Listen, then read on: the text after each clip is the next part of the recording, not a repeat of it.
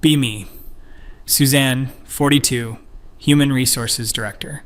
Sitting in my office at 2 a.m., staring at old performance reviews I wrote, hands literally shaking as I read my own words from 5 years ago.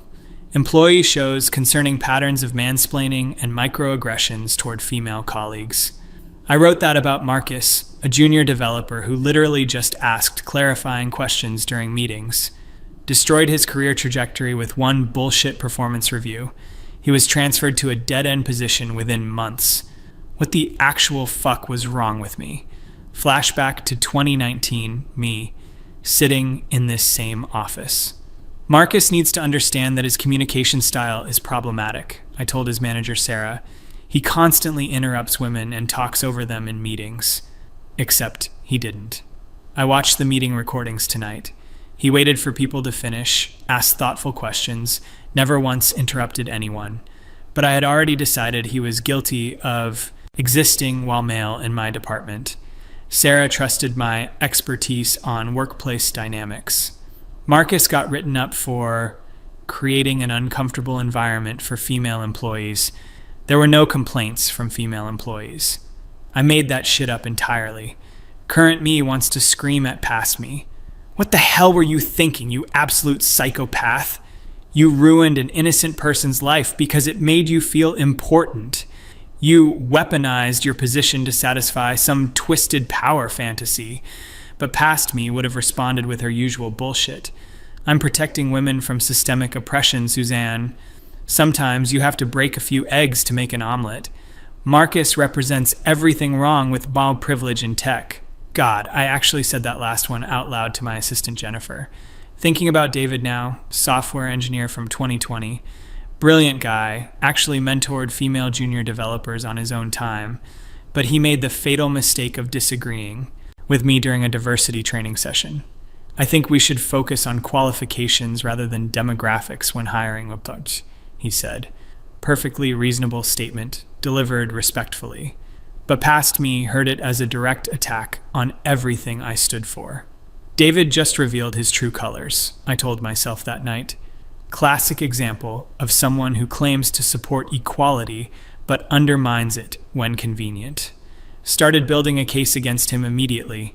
Documented every single interaction David had with female coworkers. Twisted innocent conversations into evidence of bias. When he offered to help Jessica debug her code, I wrote it down as condescending behavior. When he suggested a different approach during a team meeting, I labeled it dismissive of women's ideas. Jessica literally thanked him for the help.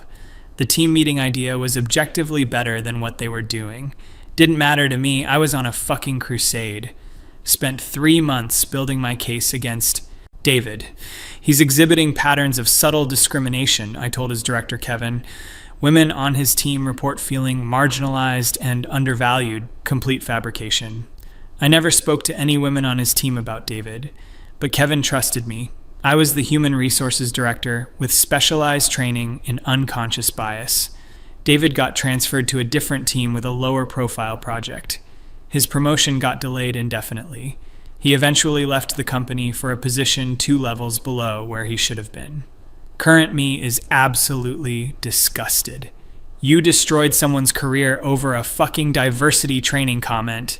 He was literally one of the good ones, helping women advance, and you crucified him. What kind of monster were you? Past me would have doubled down, though. The impact matters more than intent, Suzanne. David needed to learn that his privilege has consequences. Sometimes good people perpetuate harmful systems without realizing it. Actually wrote that last line in his performance review. Makes me physically sick to read it now. But the worst one was Tyler. God help me. Fresh graduate, 23 years old, excited about his first real job. Worked in our marketing automation department. Kid was eager, asked lots of questions, stayed late to learn new systems. Reminded me of myself when I started in human resources 15 years ago. Except Tyler had the audacity to be a straight white male. In my twisted worldview, that made him automatically guilty of something. Tyler made the mistake of being friendly with Rachel, the marketing coordinator. They'd grab coffee together, chat about work projects, typical office friendship. But I decided it was inappropriate. Tyler seems to be forming exclusionary relationships with female colleagues, I noted in my files. His behavior suggests he views women as potential romantic interests rather than professional equals. Rachel was fucking engaged to her longtime boyfriend. Tyler was gay, not that it should have mattered, but I didn't bother learning basic facts about people before destroying them. Started monitoring Tyler's interactions obsessively. When he complimented Rachel's presentation, I called it infantilizing praise. When he disagreed with her timeline estimate, I labeled it undermining female authority. When he brought donuts for the team, I wrote performative gestures to mask underlying bias. Everything this kid did got twisted into evidence of sexism. I was literally manufacturing discrimination cases out of thin air. The breaking point came during the holiday party planning committee. Tyler suggested having the party at a local brewery instead of the usual hotel conference room. It would be more relaxed and fun, he said. Rachel agreed, thought it was a great idea, but I saw it as Tyler pushing an agenda that excluded women. He's trying to create a boys' club atmosphere, I told myself. Alcohol-focused venues make women uncomfortable and give men more social power. Started typing up a formal complaint that same night. Tyler's suggestion demonstrates a fundamental lack of awareness about inclusive environments, I wrote. His preference for alcohol-centric venues suggests prioritization of male-coded social activities. This pattern indicates deeper issues with respect for diverse colleague needs. Sent it to his manager Bruce with a recommendation for immediate corrective action. Tyler got called into Bruce's office the next day, got lectured about sensitivity and inclusion for an hour. Kid walked out looking like someone had kicked his puppy. Tyler started walking on eggshells after that, stopped participating in team discussions, declined invitations to group lunches, worked with his head down, no more friendly conversations. I told myself it was progress. He's finally learning to check his privilege, past me thought. Sometimes people need a wake-up call to examine their behavior. But, really, I had just terrorized an innocent young man into social isolation. Kid was probably developing anxiety about every workplace interaction. Final straw came 6 months later. Tyler was up for his first performance review and potential promotion. He'd done excellent work, exceeded all his metrics, got glowing feedback from clients, but I made sure his review included a note about interpersonal development needs. While Tyler demonstrates technical competence, he requires ongoing coaching regarding inclusive communication. His learning curve on cultural sensitivity has been slower than expected for someone in his position. Blocked his promotion with bureaucratic doublespeak and manufactured concerns. Tyler left the company 3 weeks later. Found out years later that Tyler struggled to get hired anywhere else. Word travels fast in our industry, especially negative references. Spent 8 months unemployed, had to move back with his parents. Eventually took a position way below his skill level just to pay bills, all because I decided his existence threatened my personal mission. I single-handedly derailed a young man's career over absolutely nothing. Sitting here now, reading through all my old files, found at least 12 other cases where I pulled similar shit. Alex, in accounting, who questioned our mandatory bias training schedule, got written up for resistance to diversity initiatives.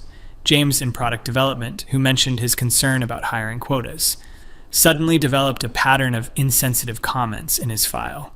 Robert in customer service, who had the audacity to point out that our sexual harassment training was biased against men, got transferred to a department where he couldn't advance. Every single one of them was guilty of nothing but existing in my presence while male, and having opinions that didn't perfectly align with my ideological crusade. I was like a fucking Spanish inquisitor rooting out heretics, except the heresy was just being a normal person who didn't worship at the altar of my particular brand of feminism. Current me wants to grab past me by the shoulders and shake her. You absolute fucking maniac. These were real people with families and dreams. Marcus had a pregnant wife when you destroyed his career. David was supporting his disabled father. Tyler was paying off student loans and trying to build a life. You crushed human beings to feed your own ego. But past me would have had ready justifications. The system is rigged against women, Suzanne. Someone has to balance the scales. These men benefit from centuries of oppression. A little setback builds character. Change requires sacrifice, and privileged groups need to understand consequences. I'm fighting the good fight, even if individuals get hurt in the process. I actually said that last one to my friend Monica over drinks. She looked uncomfortable but didn't challenge me. Probably thought I was just passionate about justice. The power rush was intoxicating. I can admit that now. Being the person who decided careers, who could make or break someone's future.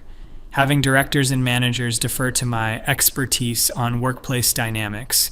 Employees walking on eggshells around me, knowing I could end them with a few keystrokes. I convinced myself it was about creating a better workplace for women. Really, it was about feeling important, feeling feared, feeling in control. Used to love the moment when I'd call someone into my office for a conversation, watching their face change as I delivered my carefully crafted accusations. We've received some concerns about your communication style. Some colleagues feel uncomfortable with certain behaviors you've exhibited. This isn't disciplinary, but we want to address these issues before they escalate. Always vague enough to avoid legal challenges, but specific enough to terrify them. Watched grown men stumble over themselves apologizing for crimes they hadn't committed. The women in the office started treating me like some kind of feminist superhero. Suzanne really advocates for us, they'd say. She's not afraid to call out problematic behavior. Finally, someone who understands what we deal with. They had no idea I was manufacturing most of the problems I claim to solve. Creating hostile work environments and then positioning myself as the savior. Like an arsonist who wants praise for putting out fires. Kept detailed files on every male employee looking for patterns that didn't exist. March 15th. Interrupted Maria during stand-up meeting, lasted 3 seconds. March 22nd, used phrase "you guys" when addressing mixed group. March 28th, offered unsolicited advice to Jennifer about project timeline. Weaponized normal human interactions into evidence of systematic bias. Turned everyday workplace communication into a minefield of potential violations. Started mandatory unconscious bias workshops where I could lecture captive audiences. Microaggressions may seem harmless, but they create cumulative psychological damage. Intent doesn't matter, only impact, so examine your assumptions. Men need to step back and amplify women's voices instead of dominating conversations. Watching uncomfortable male faces as I delivered my sermons. They knew disagreeing meant becoming my next target. Created an atmosphere of fear disguised as enlightenment.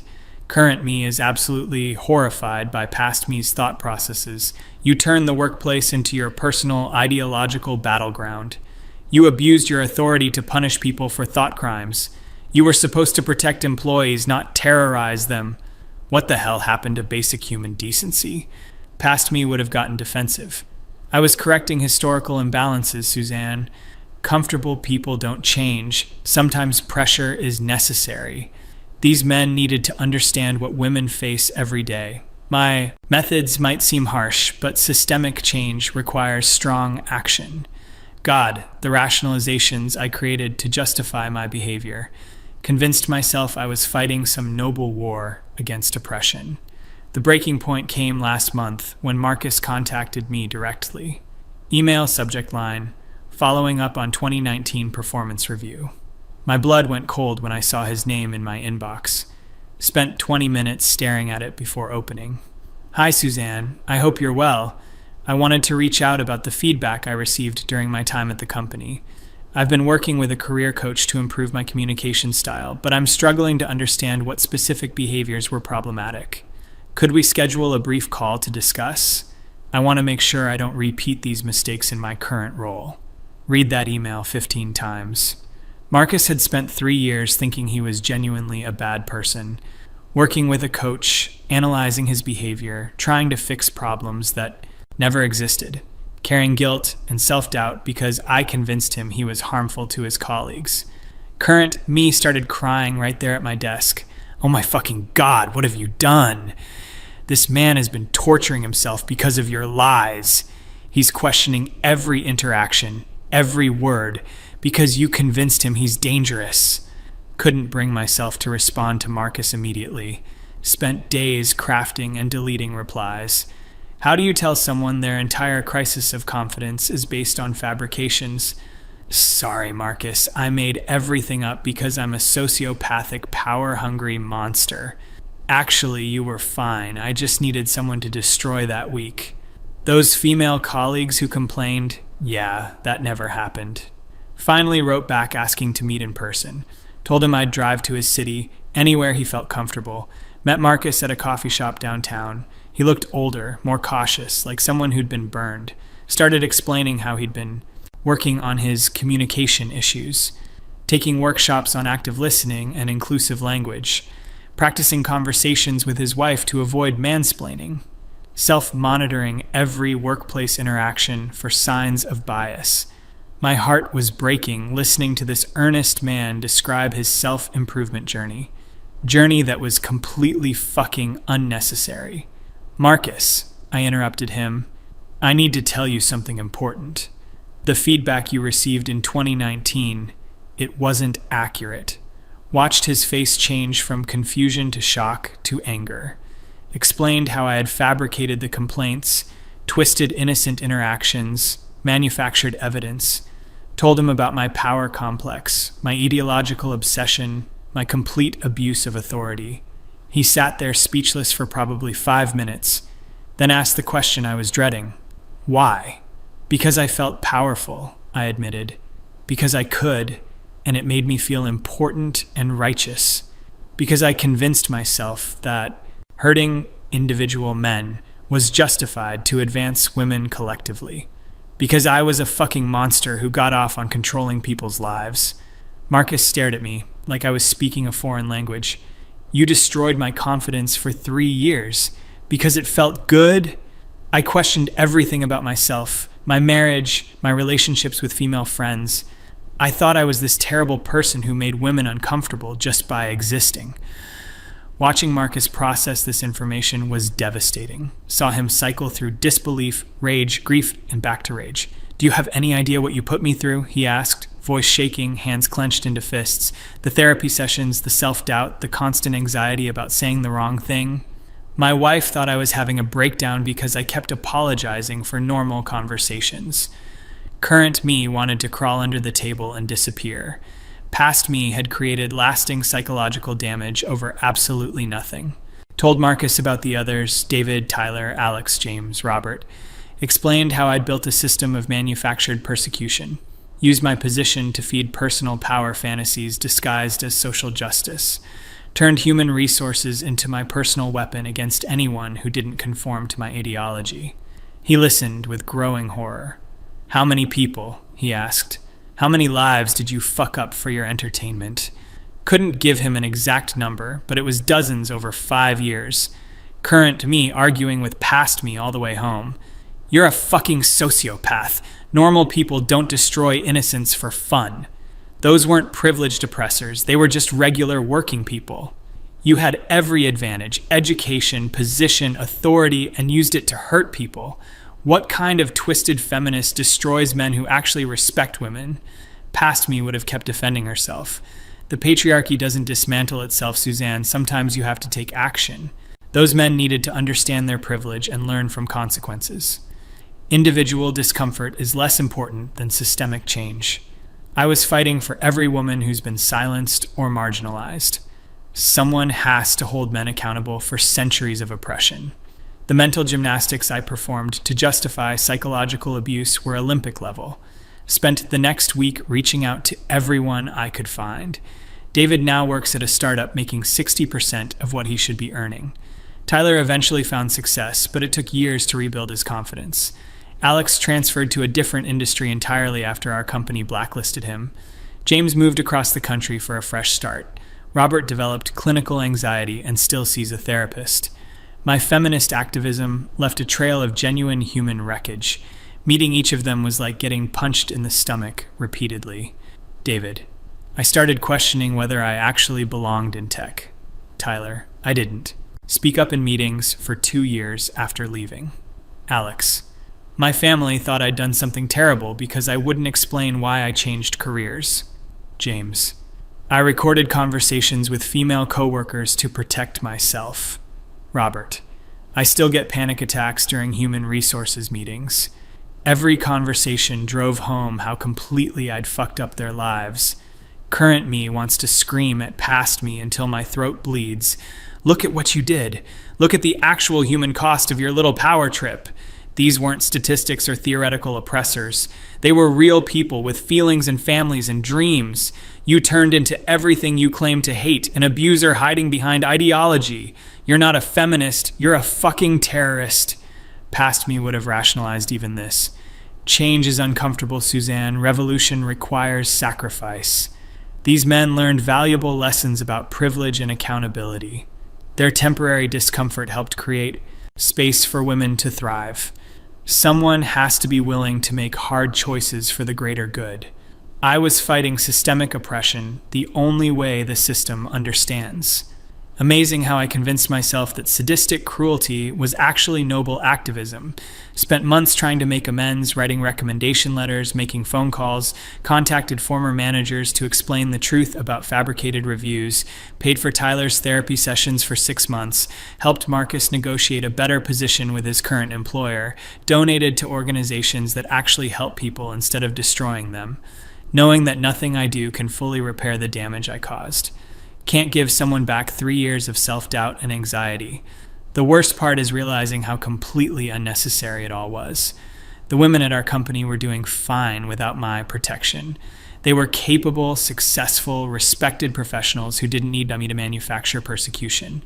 My crusade solved problems that didn't exist and created real trauma in the process, turned allies into enemies and gave actual sexists ammunition to dismiss legitimate concerns. Set back genuine progress by making feminism look like vengeful ideology. Current me is filled with rage at past me's self-righteousness. You thought you were so fucking enlightened and progressive. Really, you were just a petty tyrant drunk on your own authority. You turned civil rights principles into weapons for personal gratification. You're the reason people think feminism is about hating men. You damaged the very cause you claim to champion. Past me would have dismissed all criticism as internalized misogyny. You're letting the patriarchy convince you that fighting back is wrong, Suzanne. Tone policing is just another way to silence women's anger. The system taught you to value male comfort over female justice. You're having a crisis of confidence because change feels dangerous. Remember why you started fighting in the first place. The circular logic I used to avoid accountability was impenetrable. Took a leave of absence to figure out what the fuck was wrong with me. Spent 3 months in therapy trying to understand my motivations. Dr. Peterson helped me trace the path from legitimate concerns about workplace equity to manufacturing persecution to feed power fantasies. You became addicted to the feeling of control, she explained. The ideology provided justification, but the real driver was narcissistic supply. You created problems so you could position yourself as the solution. Realized I'd turned feminism into a personal religion with myself as the high priestess. Anyone who questioned my methods was automatically branded a heretic. Created elaborate theological justifications for increasingly extreme behavior. Convinced myself that pure motives excused any tactics.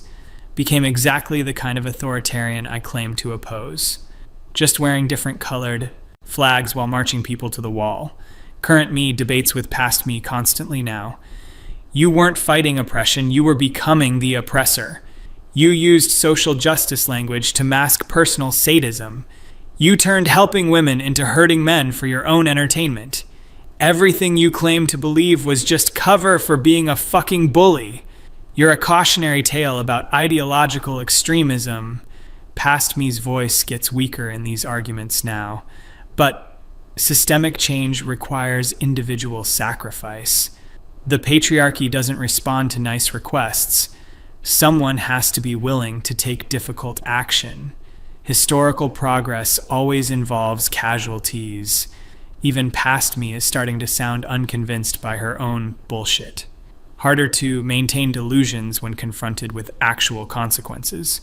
Wrote formal apology letters to everyone I could track down. not asking for forgiveness, just acknowledging the truth. I abused my position to manufacture discrimination cases against innocent people. I fabricated complaints and twisted normal interactions into evidence of bias. I caused genuine psychological damage to satisfy personal power fantasies.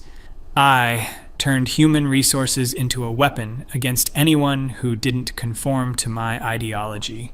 I am solely responsible for the harm I caused and deeply regret my actions. Some responded with grace, others with justified anger. Most didn't respond at all. Marcus wrote back, "Thank you for finally telling the truth. The damage is done, but at least now I can stop hating myself. Tyler, I hope you understand that your apology doesn't undo 3 years of therapy and self-doubt. David, I'm glad you recognize what you did, but I'll never trust human resources departments again. Alex, fuck you. Your letter is just more manipulation disguised as accountability. All completely fair responses to someone who'd terrorized them professionally. Resigned from my human resources director position last month. Couldn't continue in a role I'd perverted so completely. Sent a memo to the executive team explaining my misconduct. Recommended external investigations into all my personnel decisions from 2018 to 2022. Suggested policy changes to prevent future abuse of human resources authority. Acknowledged that my behavior had created legal liability for the company. Executive team was shocked, horrified, and probably scared shitless about lawsuits. Current me wants to keep screaming at past me forever. You turned helping people into hurting people. You corrupted every principle you claim to uphold. You made feminism look like a vindictive hate movement. You were supposed to protect employees, not hunt them. You became everything wrong with institutional power. Past me has fewer arguments now, mostly just deflection. Everyone makes mistakes in high-pressure positions. My intentions were good even if my methods were flawed. Other people have done worse things and gotten away with it, so at least I'm taking responsibility instead of covering it up. This experience will make me a better advocate in the future. Weak sauce compared to her previous ideological certainty. Working as a freelance consultant now, helping companies audit their human resources practices, specifically looking for signs of abuse of authority and manufactured grievances, trying to prevent other sociopaths from turning human resources into weapons. Funny how understanding your own capacity for evil makes you better at spotting it in others. Every policy manual I review, I think about how past me would have exploited those loopholes. Building safeguards against myself, basically. Still have the internal arguments with past me every day. How did you convince yourself that destroying innocent people was justice? What the fuck was wrong with your moral compass? How did helping women turn into hurting men for fun? Did you become such a complete piece of shit? What would actual feminists think of your reign of terror? Past me's responses are getting pathetic. I was under a lot of stress. The system pushed me to extreme measures. Nobody taught me how to handle that much authority. I genuinely thought I was helping. Maybe I went too far, but the cause was just watching my former self deflate as her rationalizations crumble. The truth is simpler and more horrifying than any ideology. I became addicted to the power to destroy people's lives. Feminism was just the costume I wore while indulging sadistic impulses. Convinced myself that targeting men made the cruelty virtuous. Turned legitimate social concerns into cover for personal pathology. Became a monster while believing I was a hero. Current me's final argument with past me. You're the reason people think feminism is about revenge instead of equality. You're the reason men are scared to work with women. You're the reason human resources departments are viewed with suspicion and fear. You took principles meant to help marginalized people and turned them into weapons. You are everything wrong with ideological extremism disguised as social justice. You were never a feminist, you were just a fucking predator in activist clothing. Past me has no response to that, because deep down, she always knew. The ideology was just permission to do what she wanted to do anyway. Hurt people, control people, make people fear her. Feminism was convenient because it provided moral cover for immoral behavior. But any ideology would have worked. Sociopaths always find justifications for their cruelty. Sitting here at 3 a.m., looking at the wreckage of my career and conscience. Marcus is in therapy learning to trust his instincts again. Tyler still flinches when he has to talk to human resources. David changed industries entirely rather than risk another encounter with someone like me. Dozens of other men carry psychological scars from my activism. And for what? So I could feel important and powerful for a few years? The conversations with past me are getting shorter now, because there's nothing left to argue about. She was wrong, completely and catastrophically wrong. About everything, from beginning to end. Her methods, her motives, her understanding of feminism, her basic humanity. Current me won, if you can call it winning when the prize is acknowledging you're a monster. Past me whispers sometimes, late at night. At least you tried to make a difference. At least you stood up for what you believed. At least you didn't just passively accept injustice. But even those pathetic justifications ring hollow now.